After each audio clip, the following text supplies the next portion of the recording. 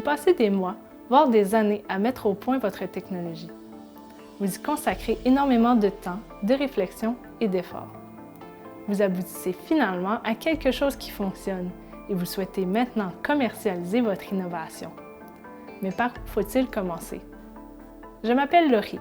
Je suis une étudiante au doctorat à l'Université de Moncton et cette vidéo fait partie de la série Destination sur la commercialisation de la recherche appliquée. Aujourd'hui, je vais vous parler de l'importance de créer une proposition de valeur pour votre stratégie de commercialisation.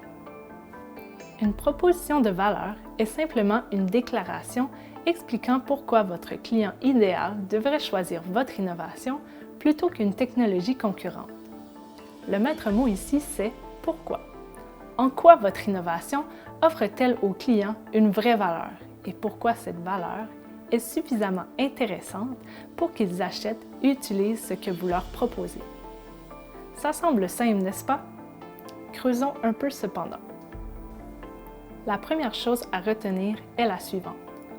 Pour votre proposition de valeur, vous devez penser à la valeur d'une innovation du point de vue du client. Réfléchissons à ce client potentiel. S'agit-il d'une personne, c'est-à-dire d'un simple consommateur qui va acheter votre produit pour sa propre utilisation? S'agit-il d'une entreprise qui va acheter votre produit pour faciliter son activité? Quels sont les principaux désirs et besoins de votre client hypothétique?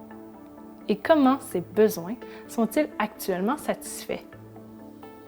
Demandez-vous maintenant pourquoi votre client potentiel utiliserait votre innovation pour répondre à ses désirs et ses besoins. Si vous arrivez à répondre à ces questions, vous êtes sur la bonne voie. La deuxième partie importante d'une proposition de valeur est de comprendre la façon dont votre innovation peut répondre aux besoins en question. Voici les deux questions qu'il faut se poser. Quels avantages votre technologie offre-t-elle? Et quels sont les coûts liés à l'utilisation de votre technologie? Afin que votre innovation puisse devenir un produit ou un service intéressant, les avantages qu'ils offrent aux clients doivent l'emporter sur son coût.